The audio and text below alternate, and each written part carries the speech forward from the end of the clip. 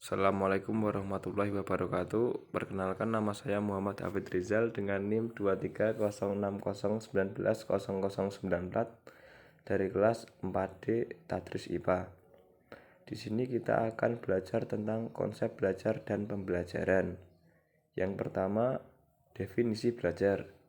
Arti kata belajar di dalam Kamus Umum Bahasa Indonesia adalah suatu usaha memperoleh kepandaian atau ilmu. Sedangkan dalam Kamus Bahasa Inggris terdapat 4 macam arti belajar, yakni memperoleh pengetahuan atau menguasai pengetahuan melalui pengalaman, mengingat dan mendapat informasi atau menemukan. Faktor yang mempengaruhi belajar. Yang pertama adalah faktor internal atau faktor dari dalam diri anak, yakni keadaan atau keadaan jasmani dan rohani. Faktor ini dibagi menjadi dua, yaitu aspek fisiologis.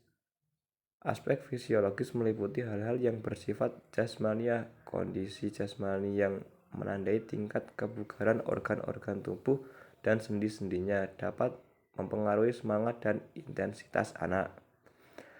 Yang selanjutnya, aspek psikologis meliputi hal-hal yang bersifat rohaniah. Pada umumnya, faktor-faktor rohaniah yang dipandang lebih esensial adalah sebagai berikut: kecerdasan atau inteligensi.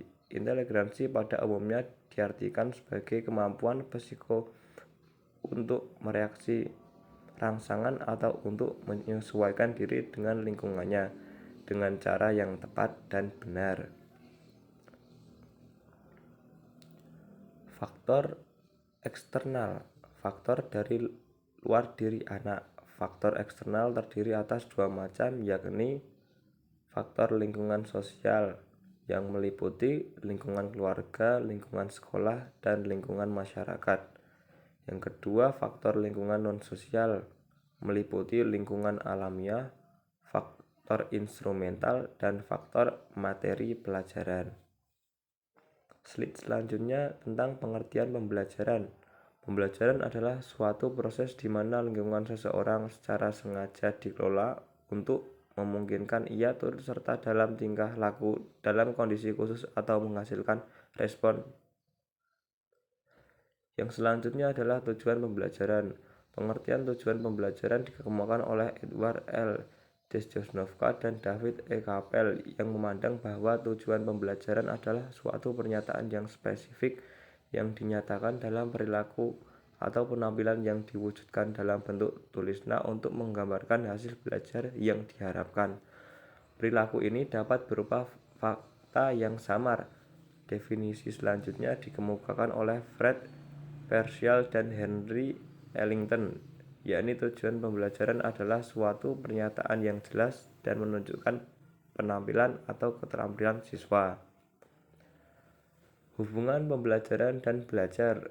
Pembelajaran dan belajar merupakan dua kegiatan yang tidak dapat dipisahkan dan saling mempengaruhi karena belajar merupakan salah satu bagian dari kegiatan pembelajaran.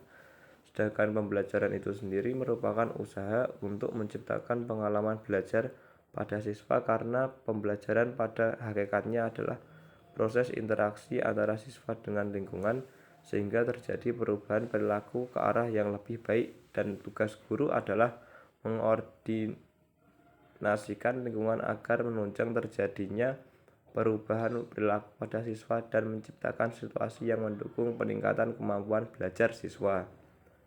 Sekian, terima kasih telah menonton video dari saya. Wassalamualaikum warahmatullahi wabarakatuh.